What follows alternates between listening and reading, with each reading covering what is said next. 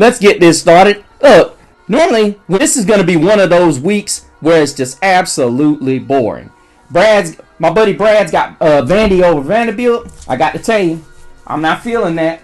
I'm looking at that as one of those games where it's going to be, I think the College Game Day crew is going to talk that game up. And then it ultimately ends up becoming a game where we just look around and say, what were we thinking?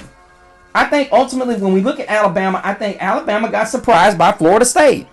I honestly think that Florida State is still a good football team, but I think when you get a situation where you got a quarterback that you have not seen in a certain system, it really can be surprising. And then, of course, having any type of coordinator that you go head-to-head with. But then Alabama was able to go into Athens last week and prove why you better not sleep on us. You better not sleep on us. As Ty Simpson just absolutely rocked Georgia's world. Now, I'm not saying he was actually crazy, but Jeremy Bernard is actually turned into the star wide receiver on that team. And I'm going to tell you guys something. The reality of it is, Stowers, the tight end for Vanderbilt, ain't no Bernard. And then Ryan Williams is going to hear certain people like myself say he needs to step his game up. And I think this is going to be the game that he does it, because I think that Vanderbilt defense, despite the fact they've had some very good moments, they hadn't faced a team like Alabama yet. And I'm going to be honest with you, the 5-0 story of Diego Pavia sounds really good. It's actually a feel-good story. But I'm going to tell you right now, the Alabama Crimson Tide ain't talking about revenge, but wait till this game goes down. You will see that the Alabama Crimson Tide took it personally when they lost this game last year, and they are not in the red. They're not in the mood to hear Vanderbilt talking about this for another year.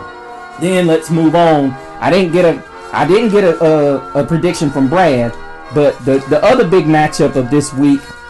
Let's throw in Texas Tech and Houston real quick. I'm not going to say this is going to be a win for the Houston Cougars, but I'm going to say it like this. It would not surprise me if we turn that dial later on in the afternoon and we find out that Houston has upset the Texas Tech Red Raiders. Now, a lot of people are going to say, well, wait a minute. Well, you're not calling for the upset. Why are you bringing it? I'm just letting y'all know. That is the only game on this schedule that I'm looking at that has the ability to have upset alert written all over it, because that game is in Houston and the Cougars are also undefeated.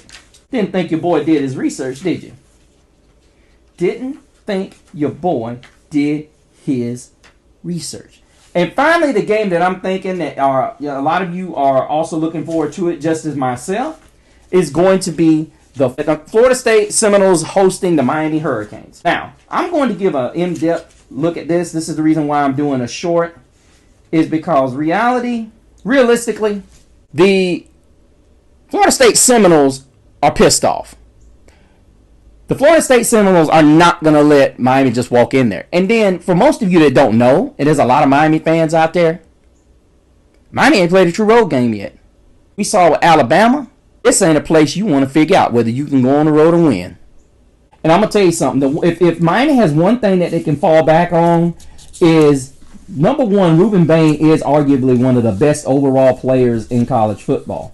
However, ladies and gentlemen, honestly think that this is going to be a game. If Miami's going to win this game, they're going to have to run the football. And if they don't run the football well, it's going to be a long day. You look at this game and you say to yourself, okay, does Florida State do well? Now, a lot of you are going to look at that Virginia game and say, they got beat by Virginia. They lost to Virginia in Charlottesville. I don't know how many times I got to tell you. Brad, help remind them. How many times do you see teams that are less talented beat a team in their building? With that being said, I think this game comes down to which quarterback makes the least amount of mistakes and which quarterback creates enough explosives. When you've got a brilliant mind as your offensive OC like Gus Malzahn, he throws the freaking kitchen sink at you. And you can call it what you want. Castellanos is a nightmare running the football. Virginia was able to shut that down, and they were able to do some things on the back end. But I'm going to say it from this standpoint. Deuce Robinson is going to ball out in this game.